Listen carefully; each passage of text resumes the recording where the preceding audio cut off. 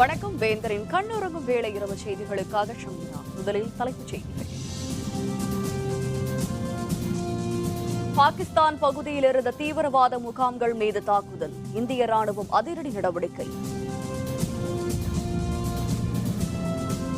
டெல்லியில் அனைத்துக் கட்சி கூட்டம், எல்லையில் நிலவும் சூழல் பற்றி ஆலோசனை.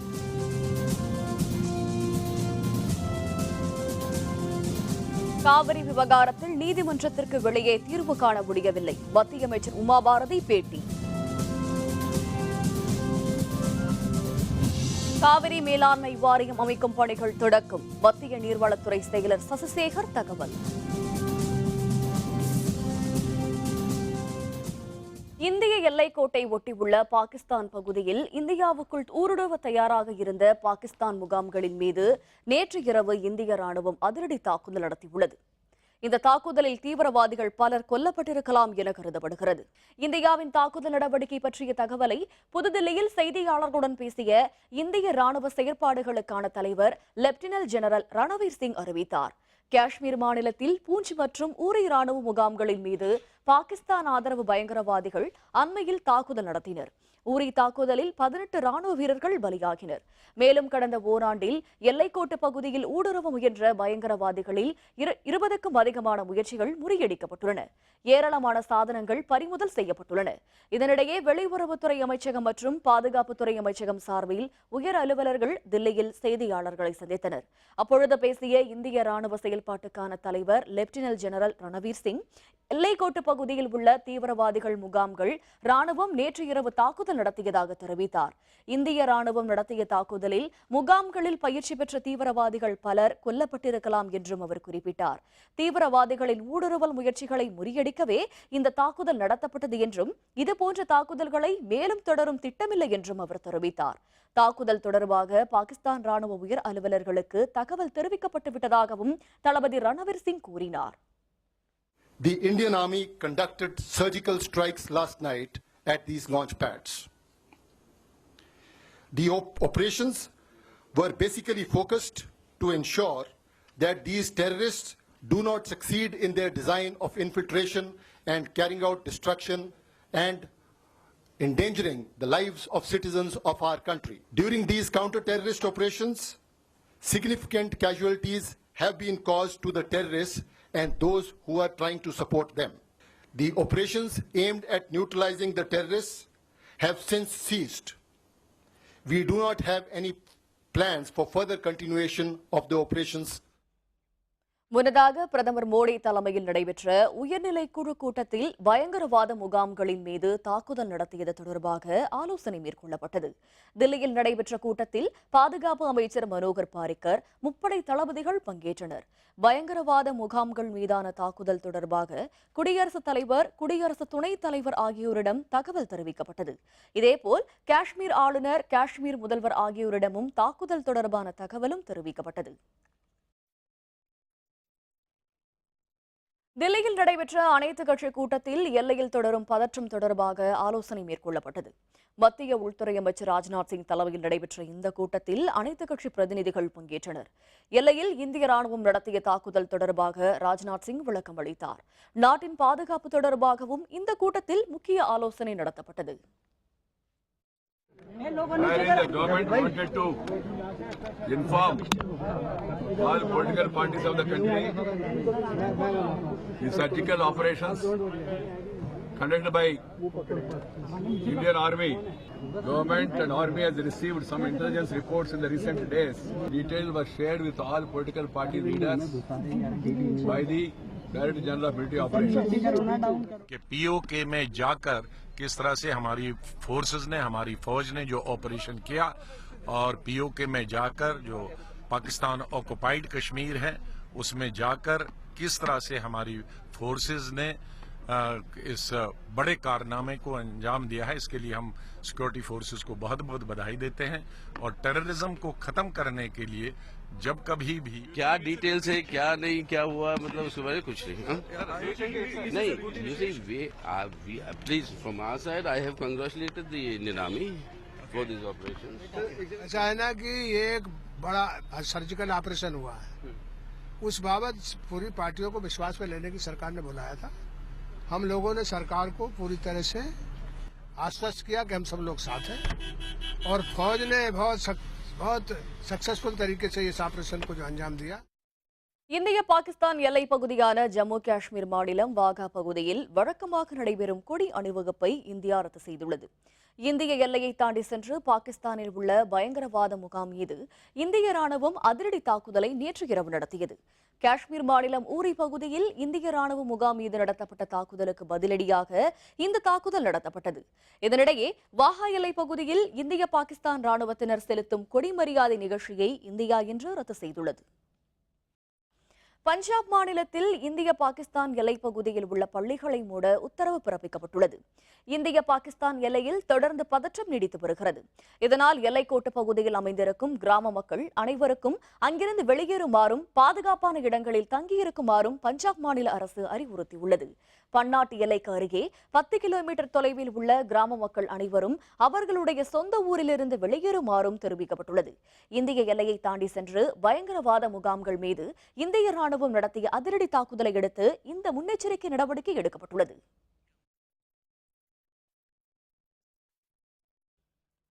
காவிரி நதிநீர் விவகாரத்தில் நீதிமன்றத்திற்கு வெளியே தீர்வு காண முடியவில்லை என மத்திய அமைச்சர் உமா பாரதி தெரிவித்துள்ளார். காவிரி நதிநீர் பங்கீடு விவகாரத்தில் தமிழக கர்நாடக முதல்வர்களை அழைத்து பேசி மத்திய அரசு சுமூக தீர்வு காண வேண்டும் என உச்சநீதிமன்றம் உத்தரவிட்டிருந்தது. இதனையடுத்து தில்லியில் மத்திய நீர்வளத்துறை அமைச்சர் உமா பாரதி தலைமையில் காவிரி நதிநீர் விவகாரம் தொடர்பான ஆலோசனைக் கூட்டம் இன்று நடைபெற்றது. இந்த கூட்டத்தில் தமிழகம் சார்பில் பொதுப்பணித்துறை அமைச்சர் எடப்பாடி பழனிசாமி, தலைமை செயலர் ராமமோகன ராவ் மற்றும் பொதுப்பணித்துறை செயலர்கள் பங்கேற்றனர். கர்நாடகம் சார்பில் முதல்வர் சித்தராமையா உள்ளிட்ட பிரதிநிதிகளும் இதில் கலந்து கொண்டனர். பின்னர் செய்தியாளர்களுடன் பேசிய மத்திய அமைச்சர் உமா பாரதி, அணைகளில் போதிய தண்ணீர் இல்லை என கர்நாடக மாநில அரசு தரப்பில் தெரிவிக்கப்பட்டதாக கூறினார். உச்சநீதிமன்ற உத்தரவின்படி தண்ணீர் திறந்துவிட வேண்டும் என தமிழக அரசு சார்பில் வலியுறுத்தப்பட்டதாகவும் அவர் தெரிவித்தார். தமிழகம் மற்றும் கர்நாடகம் தெரிவித்துள்ள கருத்துக்கள் உச்சநீதிமன்றத்தில் தெரிவிக்கப்படும் என்றும் அவர் கூறினார். நீதிமன்றத்திற்கு வெளியே காவிரி நதிநீர் பிரச்சனையை தீர்க்க முடியவில்லை என்றும் உமா பாரதி தெரிவித்தார்.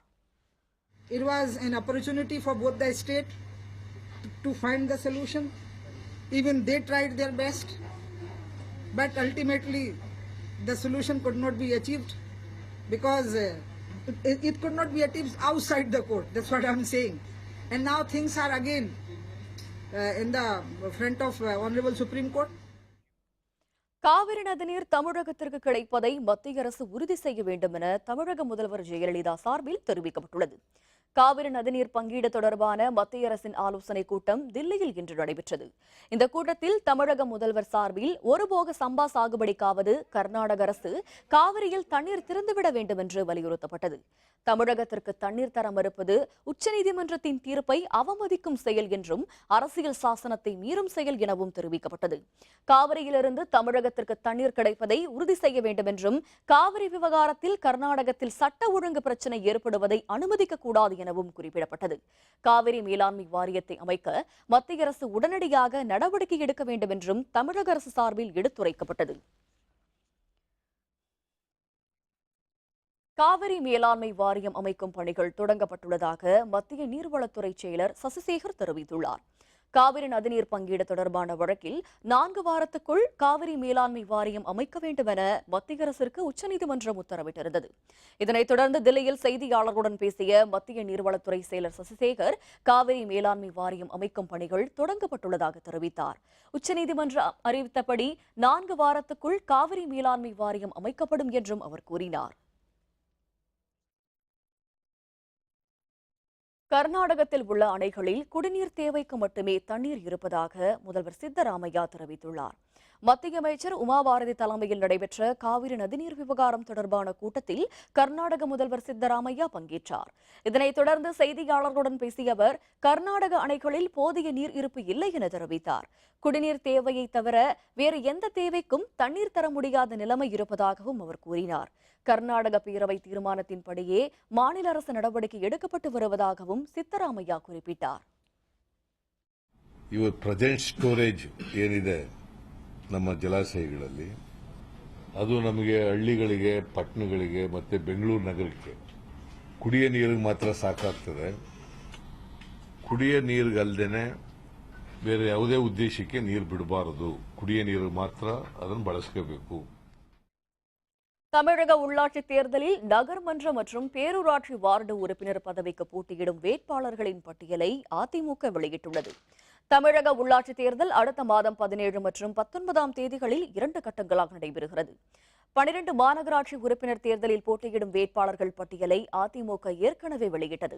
இதனைத் தொடர்ந்து நகர்மன்ற வார்டு உறுப்பினர் பதவிக்கு போட்டியிடும் 3613 வேட்பாளர் பெயர்களை முதல்வர் ஜெயலலிதா இன்று அறிவித்துள்ளார். இதுபோல 8288 பேரூராட்சி வார்டு உறுப்பினர்கள் வேட்பாளர் பட்டியலையும் அதிமுக வெளியிட்டுள்ளது. தமிழக உள்ளாட்சி தேர்தலுக்கான தேமுதிக வேட்பாளர்களின் முதல் பட்டியல் இன்று வெளியிடப்பட்டது. உள்ளாட்சி தேர்தல் பற்றிய அறிவிப்பை வெளிவந்ததை அடுத்து அதிமுக, திமுக, மக்கள் நல கூட்டணி மற்றும் தமிழ் மாநில காங்கிரஸ் உள்ளிட்ட கட்சிகள் அனைத்தும் வேட்பாளர்களை அறிவித்து வருகின்றன.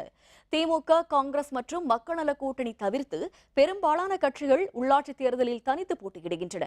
தேமுதிகவும் உள்ளாட்சி தேர்தலில் தனித்து போட்டியிடும் என கட்சியின் தலைவர் விஜயகாந்த் அறிவித்துள்ளார். உள்ளாட்சி தேர்தலில் போட்டியிடும் தேமுதிக முதற்கட்ட வேட்பாளர்கள் பட்டியல் இன்று வெளியிடப்பட்டது. இதில் சென்னை மாநகராட்சிக்கான 200 வேட்பாளர் பெயர் பட்டியலை தேமுதிக தலைவர் விஜயகாந்த் வெளியிட்டார். உள்ளாட்சி தேர்தல் ஐஜேகே பொறுப்பாளர்கள் நியமனம் டாக்டர் பாரிவேந்தர் அறிவிப்பு. விவரம் விளம்பர இடைவேளைக்கு பிறகு.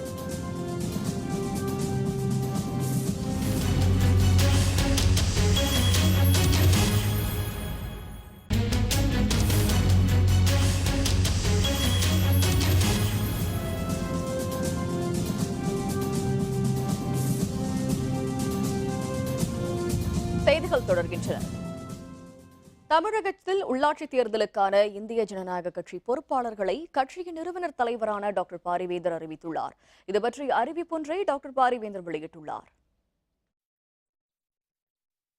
தமிழக உள்ளாட்சி தேர்தலில் இந்திய ஜனநாயக கட்சி போட்டியிட உள்ள நிலையில் எந்தெந்த பொறுப்புகளுக்கு யார் யார் வேட்பாளர்கள் என்பதை சம்பந்தப்பட்ட மாவட்ட நிர்வாகிகளை முடிவெடுத்து வேட்புமனு தாக்கல் செய்து வருகின்றனர் என்று குறிப்பிட்டுள்ள டாக்டர் பாரிவேந்தர், இந்த பணியினை ஒருங்கிணைப்பதுடன் வாக்கு சேகரித்தல், பிரச்சாரம் மேற்கொள்ளுதல் உள்ளிட்ட தேர்தல் பணிகளை முறைப்படுத்தவும் மாவட்ட வாரியாக பொறுப்பாளர்கள் நியமிக்கப்பட்டுள்ளனர் என்று தெரிவித்துள்ளார். இவர்கள் அனைவரும் கட்சியின் பொதுச் செயலர் பி. ஜெயசீலன் ஆலோசனையின் பேரில் தேர்தல் பணியினை மேற்கொள்ள வேண்டுமென்றும் அறிவுறுத்தியுள்ள டாக்டர் பாரிவேந்தர், இந்த பணியை மேற்கொள்ளவிருக்கும் மாநில மாவட்ட நிர்வாகிகளின் விவரத்தையும் அறிவித்துள்ளார். உள்ளாட்சி தேர்தல் மாநில பொறுப்பாளராக பொதுச் செயலர் பி. ஜெயசீலன், மாநில ஒருங்கிணைப்பாளராக கொள்கை பரப்புச் செயலர் MS ராஜேந்திரன், வேட்புமனு தாக்கல் உள்ளிட்ட தேர்தல் பணி சட்ட ஆலோசகராக தேர்தல் பணிக்குழு செயலர் S. ஆரோக்கியம் என்றும் டாக்டர் பாரிவேந்தர் தெரிவித்துள்ளார். விழுப்புரம், திருவண்ணாமலை மாவட்டங்களுக்கு முதன்மை அமைப்புச் செயலர் SS. வெங்கடேசன், சேலம், பெரம்பலூர் மாவட்டங்களுக்கு அமைப்புச் செயலர் AKT. வரதராஜன், சென்னை மாவட்டத்துக்கு செய்தி தொடர்பாளர் வே. பாலு, நெல்லை, தூத்துக்குடி, குமரி மாவட்டங்களுக்கு துணை பொதுச் செயலர் நெல்லை G. ஜீவா ஆகியோர் பொறுப்பாளர்களாக இருப்பார்கள். திருவள்ளூர் மாவட்டத்துக்கு துணை பொதுச் செயலர் R. ஆனந்தபிரியா, திருச்சி, தஞ்சை மாவட்டங்களுக்கு வழக்கறிஞர் அணிச் செயலர் P. அன்புதுரை, கடலூர் மாவட்டத்துக்கு பிற மாநில அமைப்புச் செயலர் சேலம் R. லட்சுமணன், தர்மபுரி, கிருஷ்ணகிரி மாவட்டங்களுக்கு மகளிர் அணி செயலர் அமுதா ராஜேஸ்வரன் ஆகியோர் பொறுப்பாளர்களாக கவனித்துக் கொள்வார்கள். நாகை, திருவாரூர், அரியலூர் மாவட்டங்களுக்கு வர்த்தகர் அணிச் செயலர் KCT. மனோகரன், சிவகங்கை, ராமநாதபுரம் மாவட்டங்களுக்கு அமைப்புச் செயலர் C. குழந்தைசாமி, வேலூர் மாவட்டத்துக்கு வழக்கறிஞர் அணி துணைச் செயலாளர் KR. பாலாஜி, நாமக்கல், ஈரோடு மாவட்டங்களுக்கு பார்க்கவன் குரல் வளர்ச்சி குழு தலைவர் SR. ஜவஹர் ஆகியோர் பொறுப்பாளர்களாக இருப்பார்கள். கோவை, திருப்பூர் மாவட்டங்களுக்கு மாநில துணைத் தலைவர் G. சண்முகநாதன், கரூர் மாவட்டத்துக்கு பார்க்கவகுல முன்னேற்ற சங்க மாவட்ட தலைவர் S. சக்திவேல், புதுக்கோட்டை மாவட்டத்துக்கு தலைமை நிலைய அமைப்புச் செயலர் ஆதி நெடுஞ்செழியன், விருதுநகர் மாவட்டத்துக்கு மாணவர் அணிச் செயலர் L. குருபிரசாந்த் ஆகியோர் பொறுப்பாளர்களாக இருப்பார்கள். காஞ்சிபுரம் மாவட்டத்துக்கு மாவட்ட தலைவர் S. முத்தமிழ்ச்செல்வன், மதுரை, திண்டுக்கல் மாவட்டங்களுக்கு மண்டல துணைத் தலைவர் R. முருகானந்தம், தேனி மாவட்டத்துக்கு மாவட்ட தலைவர் AKM. செந்தில்குமார் ஆகியோர் பொறுப்பாளர்களாக இருப்பார்கள்.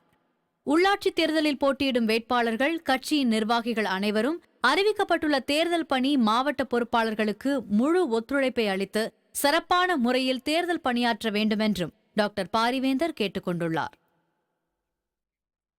தமிழக உள்ளாட்சி தேர்தலில் போட்டியிடும் தமிழ் மாநில காங்கிரஸ் வேட்பாளர்களின் முதல் பட்டியலை கட்சியின் தலைவர் G.K. வாசன் வெளியிட்டார்.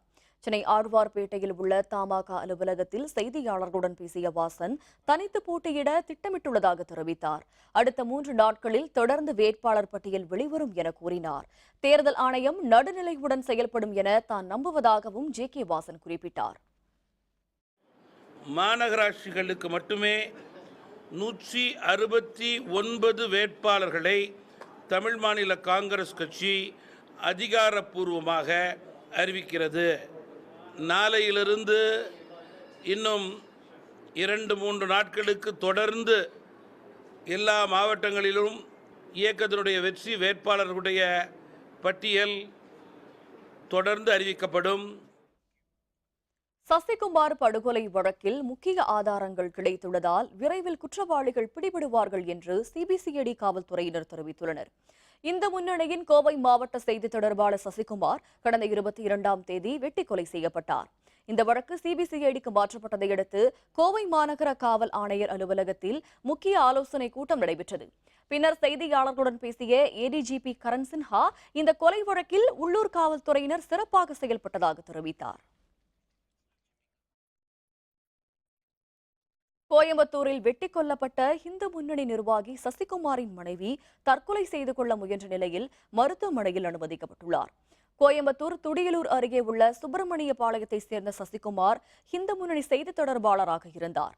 இவர் கடந்த 22ஆம் தேதி அடையாளம் தெரியாத சிலரால் வெட்டி கொலை செய்யப்பட்டார். இந்த வழக்கு விசாரணை சிபிசிஐடி காவல்துறைக்கு மாற்றப்பட்டுள்ளது. சசிகுமார் கொலை பற்றி விசாரிக்க 6 தனிப்படைகள் அமைக்கப்பட்டுள்ளன. இதனிடையே சசிகுமாரின் மனைவி யமுனா விஷம் குடித்து தற்கொலை முயற்சியில் ஈடுபட்டார். உடனடியாக கவுண்டன்பாளையம் தனியார் மருத்துவமனையில் அனுமதிக்கப்பட்ட அவருக்கு தீவிர சிகிச்சையும் அளிக்கப்பட்டு வருகிறது.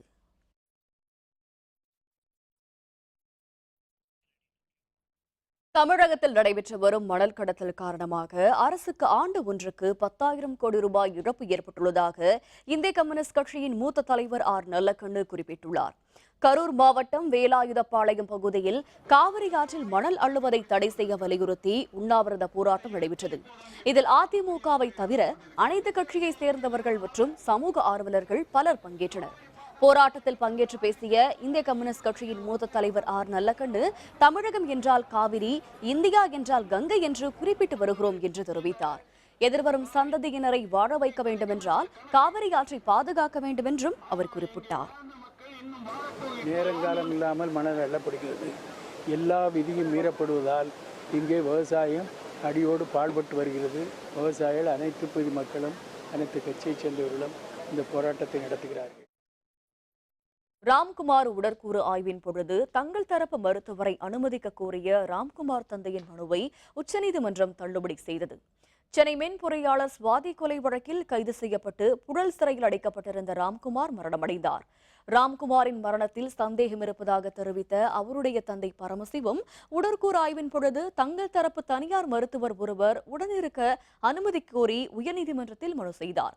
மனு மீதான விசாரணையின் பொழுது 2 நீதிபதிகளின் கருத்தும் வேறுபட்டதை அடுத்து 3வது நீதிபதி கிருபாகரன் முன்னிலையில் விசாரிக்கப்பட்டது.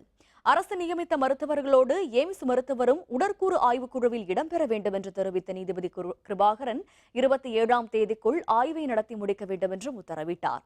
ராம்குமார் தந்தை தரப்பினர் 5 நீதிபதிகள் கொண்ட அமர்வின் முன்பு விசாரணை நடைபெற வேண்டும் என விடுத்த கோரிக்கையை நிராகரித்த தலைமை நீதிபதி எஸ்.கே. கவுல் அவர்களது மனுவை தள்ளுபடி செய்ததுடன் உச்சநீதிமன்றத்தை அணுகுமாறு தெரிவித்தார். உச்சநீதிமன்றத்தில் ராம்குமாரின் தந்தை பரமசிவம் தாக்கல் செய்த மேல்முறையீட்டு மனு அவசர வழக்காக தலைமை நீதிபதி டி.எஸ். தாக்கூர் தலைமையிலான அமர்வின் முன்பு இன்று விசாரணைக்கு வந்தது. அப்பொழுது மனுவை விசாரிக்க வேண்டியது அவசியம் இல்லை என்று தெரிவித்த உச்சநீதிமன்றம் ராம்குமார் தந்தையின் மனுவை தள்ளுபடி செய்தது. இதனையடுத்து உயர்நீதிமன்ற உத்தரவின்படி 5 அரசு மருத்துவர் கொண்ட குழு ராம்குமார் உடற்கூறு ஆய்வை மேற்கொள்ளும் என தெரிகிறது. முன்னாள் மேயர் சிவராஜின் 125வது பிறந்த நாளை ஒட்டி தமிழக அரசின் சார்பில் அவரது உருவச்சிலைக்கு மலர் தூவி மரியாதை செய்யப்பட்டது. முன்னாள் மேயர் சிவராஜின் 125வது பிறந்த நாளை இன்று கொண்டாடப்பட்டது. இதனையொட்டி தமிழக அரசு சார்பில் சென்னை தங்கச்சாலை மணிக்கூண்டு அருகில் அமைந்துள்ள அவரது உருவச்சிலைக்கு அருகில் வைக்கப்பட்டிருந்த அவரது படத்திற்கு தமிழக அமைச்சர்கள் ஜெயக்குமார், மாஃபா பாண்டியராஜன், சட்டப்பேரவை உறுப்பினர்கள் மற்றும் அரசு உயர் அலுவலர்கள் ஆகியோர் மலர் தூவி மரியாதை செய்தனர். திருச்சியில் 6 வீட்டின் கதவுகள் உடைக்கப்பட்டு நகை மற்றும் ரொக்க பணத்தை அடையாளம் தெரியாத நபர்கள் திருடி சென்ற சம்பவம் அந்த பகுதி மக்களிடையே அச்சத்தை ஏற்படுத்தியுள்ளது. திருச்சி இனாம்குளத்தூர் பகுதியில் பூட்டியிருந்த 6 வீட்டின் கதவுகளை உடைத்து நகை மற்றும் ரொக்க பணத்தை அடையாளம் தெரியாத சிலர் திருடிச் சென்றனர். இதில் ஒரு வீட்டின் இரும்பு கதவை பெயர்த்து எடுத்துவிட்டு வீட்டுக்குள் புகுந்த நபர்கள் அங்கிருந்த உணவுப் பொருட்களையும் சாப்பிட்டுவிட்டு வீட்டில் இருந்த பணத்தையும் திருடி சென்றனர். இதேபோல அந்த பகுதியில் உள்ள 6 வீடுகளில் நடைபெற்ற திருட்டு சம்பவத்தில் 20 சவரன் நகை 2 லட்சம் ரூபாய் திருடப்பட்டுள்ளது. இது தொடர்பாக காவல்துறையினர் வழக்கு பதிவு செய்து விசாரணை மேற்கொண்டுள்ளனர். தேனியில் கலப்பு திருமணம் செய்து கொண்டதால் தனது கணவர் கௌரவ கொலை செய்யப்பட்டதாக கர்ப்பிணி பெண் ஒருவர் மாவட்ட கண்காணிப்பாளரிடம் புகார் அளித்துள்ளார். தேனி மாவட்ட நாகலாபுரத்தை சேர்ந்த தங்கப்பாண்டி என்பவர் மகாமணி என்ற பெண்ணை 2015ஆம் ஆண்டு திருமணம் செய்து கொண்டார். இதற்கு எதிர்ப்பு தெரிவித்த தங்கப்பாண்டியனின் உறவினர்கள் மற்றும் பெற்றோர்கள் இருவரையும் ஊரை விட்டு ஒதுக்கி வைத்துள்ளதாக கூறப்படுகிறது. கர்ப்பிணியான மகாமணியை அவரது தாய் வீட்டில் விட்டுவிட்டு சென்ற தங்கப்பாண்டியை 2 வாரங்களுக்கு மேல் காணவில்லை என தெரியவந்துள்ளது. தங்கப்பாண்டி தற்கொலை செய்து கொண்டதாகவும் அவரது உடல் உடற்கூறு ஆய்வு செய்யப்பட்டு இறுதிச் சடங்குகள் முடிந்துவிட்டதாகவும் மகாமணிக்கு தகவல் தெரியவந்துள்ளது. தனது கணவர் கௌரவ கொலை செய்யப்பட்டுள்ளதாகவும் அதை மறைக்கவே உடனடியாக உடல் தகனம் செய்யப்பட்டதாகவும் மகாமணி மாவட்ட காவல்துறை கண்காணிப்பாளரிடம் மனு அளித்துள்ளார். மேலும் தனது கணவர் படுகொலை செய்யப்பட்டதற்கு உரிய விசாரணை தேவை என்றும் தெரிவித்துள்ளார். நாங்கள் 2 பேரும் 1.5 வருஷத்துக்கு முன்னாடி காதல் திருமணம் பண்ணி நாங்கள் திருப்பூரில் வாழ்ந்துக்கிட்டு இருந்தோம் சார். வீரவண்டி போலீஸ் ஸ்டேஷன்ல இருந்து இறந்துதான் தகவல் சொல்கிறாங்க சார். யாரும் அடிச்சு தான் இது பண்ணியிருக்காங்கன்னு எனக்கு சந்தேகமாக இருக்குங்க சார். நாகை மாவட்டத்தில் உள்ள கூட்டுறவு சர்க்கரை ஆலையில் நிலுவைத் தொகையை வழங்காததை கண்டித்து 3வது நாளாக விவசாயிகள் உள்ளிருப்பு போராட்டத்தில் ஈடுபட்டு வருகின்றனர். நாகை மாவட்டம் மயிலாடுதுறை அருகே தலைஞாயிறு கிராமத்தில் உள்ள கூட்டுறவு சர்க்கரை ஆலை நிர்வாகத்தினர் விவசாயிகள் அனுப்பிய கரும்பிற்கான நிலுவைத் தொகையான 6 கோடி ரூபாய் வழங்காததை கண்டித்து கரும்பு விவசாயிகள் பல்வேறு போராட்டங்களை நடத்தி வருகின்றனர். இதனால் விவசாயிகள் கரும்பு சாகுபடிக்காக வாங்கிய கடனை திரும்ப செலுத்த முடியாமல் பெரும் அவதிக்காளாகியுள்ளதால் ஆலையிலிருந்து சர்க்கரை ஏற்றி சென்ற லாரியை சிறைபிடித்ததோடு ஆலை வளாகத்தில் கஞ்சி தொட்டியை திறந்துள்ளனர். இதனையடுத்து மயிலாடுதுறை டிஎஸ்பி கலிதீர்த்து நடத்திய பேச்சுவார்த்தை தோல்வியடைந்ததை அடுத்து விவசாயிகள் தொடர்ந்து போராட்டத்தில் ஈடுபட்டுள்ளது பரபரப்பை ஏற்படுத்தியுள்ளது. விவசாயிகளை வஞ்சிக்கிற வகையில் விவசாயிகளை நிலத்தை அபகரிக்க வேண்டும். இந்த கூட்டு சக்கரை மூடுற வகையில் இது பணமே கொடுக்காம அடமண்டாக இருக்கிறாங்க. இதை நாங்கள் வன்மையாக கண்டிக்கிறோம். ஆனால் அரசாங்கம் பேச்சுவார்த்தை சொல்லிட்டு இருக்காங்க. இதுவரை கொடுத்த பணம் கிடையாது. திருவள்ளூர் மற்றும் அதன் சுற்றுப்புற பகுதிகளில் பெய்து வந்த கனமழை காரணமாக பொதுமக்கள் மற்றும் விவசாயிகள் மகிழ்ச்சியடைந்துள்ளனர். மேலடுக்கு சுழற்சி காரணமாக தென் மாவட்டங்களின் சில இடங்களிலும் வட மாவட்டங்களின் ஒரு சில இடங்களிலும் நேற்று முதல் கனமழை பெய்தது. திருவள்ளூர் மாவட்டத்தில் நேற்று இரவு மற்றும் இன்று காலை முதல் பரவலாக நல்ல மழை பெய்து வந்தது. கும்மிடிப்பூண்டி, பழவேற்காடு, பொன்னேரி, செங்குன்றம் உள்ளிட்ட இடங்களில் இன்று 1 மணி நேரம் இடைவிடாது நல்ல மழை பெய்தது. இதனால் அப்பகுதி மக்கள் மற்றும் விவசாயிகள் மகிழ்ச்சி அடைந்தனர். திடீர்னு மேகமூட்டம் இதுன்னு நல்லா இடியுடன் கூடிய மழை ஒரு 1.5 மணி நேரமாக நல்ல மழை பெய்யுது. பார்த்தா ரொம்ப குளுமையாக இருக்குது. ஏரியாலாம் ரொம்ப குளுமையாக இருக்குது. ரொம்ப மகிழ்ச்சியாக இருக்குது. இன்னும் மேலும் மழை பெஞ்சால் இன்னும் மகிழ்ச்சியாக இருக்கும். கேரள தமிழக நட்புறவை வலுப்படுத்தும் நவராத்திரி விழா தொடங்கப்பட்டதை அடுத்து பத்மநாபபுரம் உடைவாள் மாற்றும் நிகழ்ச்சி நடைபெற்றது. அரண்மனையிலிருந்து சுவாமி சிலைகள் ஊர்வலமாக எடுத்துச் செல்லப்பட்ட நிகழ்வுகளை ஏராளமான மக்கள் கண்டுகளித்தனர். திருவிதாங்கூர் மன்னர்கள் காலத்தில் பத்மநாபபுரம் அரண்மனையில் நவராத்திரி விழா வெகு சிறப்பாக கொண்டாடப்படுவது வழக்கம். பின்னர் சமஸ்தானத்தின் தலைநகர் திருவனந்தபுரத்திற்கு மாற்றப்பட்ட பிறகு பத்மநாபபுரத்தில் நடைபெற்று வந்த நவராத்திரி விழாவும் திருவனந்தபுரத்திற்கு மாற்றப்பட்டது. தமிழக கேரள அரசுகளின் ஒத்துழைப்புடன் ஆண்டுதோறும் இந்த விழாவிற்கு பத்மநாபபுரத்திலிருந்து சுவாமி விக்கிரகங்கள் கொண்டு செல்லப்பட்டது. மேலும் இந்த பாரம்பரிய வரலாற்று சிறப்பு வாய்ந்த நிகழ்ச்சியை பார்வையிட ஏராளமானோர் இன்று வருகை தந்தனர். மேலும் மன்னர் பயன்படுத்திய உடைவாள் கைமாறும் நிகழ்ச்சியை தொடர்ந்து நெற்றிப்பட்டம் சூடிய யானை முன் செல்ல உடைவாளும் சுவாமி விக்கிரகங்களும் திருவனந்தபுரத்திற்கு எடுத்துச் செல்லப்பட்டனர்.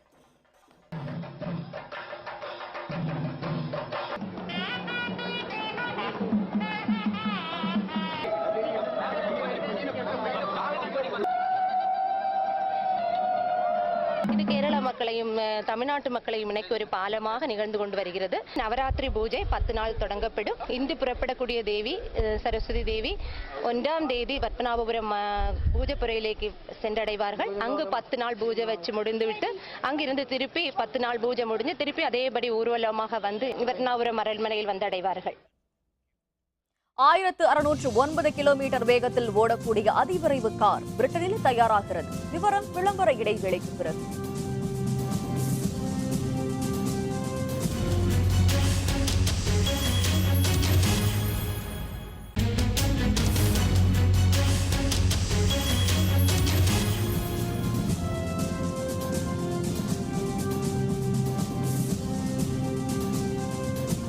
செய்திகள் தொடர்கின்றன. இனி அயலக செய்திகள்.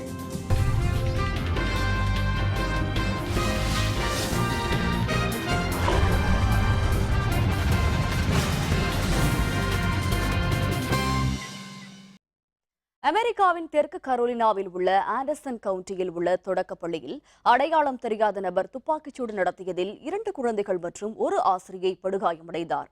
அட்லாண்டாவில் வடகிழக்கு பகுதியான ஆண்டர்சன் கவுண்டியில் உள்ள டவுன்வில் என்ற தொடக்கப்பள்ளி ஒன்று செயல்பட்டு வருகிறது. இந்த பள்ளிக்குள் புகுந்த நபர் ஒருவர் யாரும் எதிர்பாராத வண்ணம் திடீரென்று துப்பாக்கிச்சூடு நடத்தினார். இந்த சம்பவத்தில் 2 குழந்தைகள் மற்றும் ஆசிரியை உள்பட 3 படுகாயமடைந்தனர். காவல்துறையினர் விரைந்து வந்து படுகாயமடைந்தவர்களை மீட்டு சிகிச்சைக்காக மருத்துவமனைக்கு அனுப்பி வைத்தனர். தகவல் அறிந்து விரைந்து வந்த பெற்றோர்கள் தங்களுடைய குழந்தைகளை பத்திரமாக அழைத்துச் சென்றனர். துப்பாக்கிச்சூட்டில் ஈடுபட்ட நபரை காவல்துறையினர் கைது செய்து விசாரணை மேற்கொண்டு வருகின்றனர். ஒலியை மிஞ்சும் வேகத்தில் மணிக்கு 1609 கிலோமீட்டர் வேகத்தில் ஓடக்கூடிய அதிவிரைவு கார் பிரிட்டனில் தயாராகி வருகிறது. 1997ஆம் ஆண்டு பிரிட்டன் விமானப்படையை சேர்ந்த விமானி ஆண்ட்ரி கிரீன் என்பவர் மணிக்கு 1230 கிலோமீட்டர் வேகத்தில் சூப்பர்சானிக் கார் ஒன்றை ஓட்டி சாதனை புரிந்தார். உலகளவில் தரையில் அதிவேகமாக ஓடக்கூடிய கார் என்ற பெருமையை அவர் ஓட்டிய கார் பெற்றது. இந்நிலையில் இந்த உலக சாதனையை முறியடிக்கும் நோக்கத்தில் பிளட் ஹவுண்ட் என்ற பெயரில் புதிய சூப்பர்சானிக் கார் பிரிட்டனில் தயாராகி வருகிறது. இதன் பின்பகுதி ஜெட் விமானம் போலவும் அடிப்பகுதி விண்கலம் போலவும் உருவாக்கப்பட்டுள்ளது. தற்பொழுது மணிக்கு 300 கிலோமீட்டர் வேகத்தில் சீறிப்பாயும் இந்த வாகனம் அடுத்த ஆண்டில் மணிக்கு 1609 கிலோமீட்டர் வேகத்தில் ஓடி புதிய உலக சாதனையை படைக்கும் என்று எதிர்பார்க்கப்படுகிறது.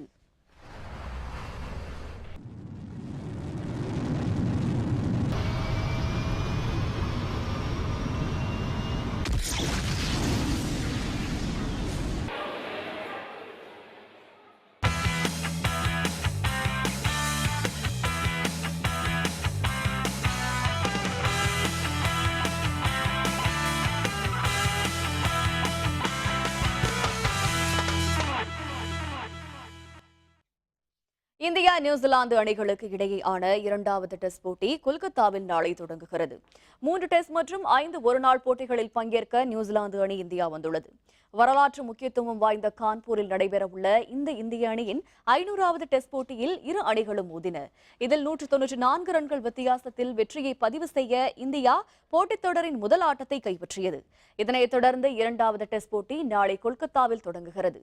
இது இந்திய அணி உள்நாட்டில் விளையாடும் 250வது டெஸ்ட் போட்டி என்பதால் ரசிகர்கள் இடையே எதிர்பார்ப்பு அதிகரித்துள்ளது. இதனிடையே கொல்கத்தாவில் நாளை மழை பெய்யும் என வானிலை மையம் அறிவித்துள்ளதால் மழையால் போட்டி பாதிக்கப்படும் சூழல் ஏற்பட்டுள்ளது. மீண்டும் தலைப்புச் செய்திகள். பாகிஸ்தான் பகுதியில் இருந்த தீவிரவாத முகாம்கள் மீது தாக்குதல், இந்திய ராணுவம் அதிரடி நடவடிக்கை. தில்லியில் அனைத்துக் கட்சி கூட்டம், எல்லையில் நிலவும் சூழல் பற்றி ஆலோசனை. காவிரி விவகாரத்தில் நீதிமன்றத்திற்கு வெளியே தீர்வு காண முடியவில்லை, மத்திய அமைச்சர் உமா பாரதி பேட்டி. காவிரி மேலாண்மை வாரியம் அமைக்கும் பணிகள் தொடக்கம், மத்திய நீர்வளத்துறை செயலர் சசிசேகர் தகவல். இத்துடன் வேந்தரின் கண்ணுறங்கும் வேளை இரவு செய்திகள் நிறைவடைந்தன. மீண்டும் நாளை காலை 8 மணிக்கு இளங்கதிர் காலை செய்திகளில் சந்திப்போம். வணக்கம்.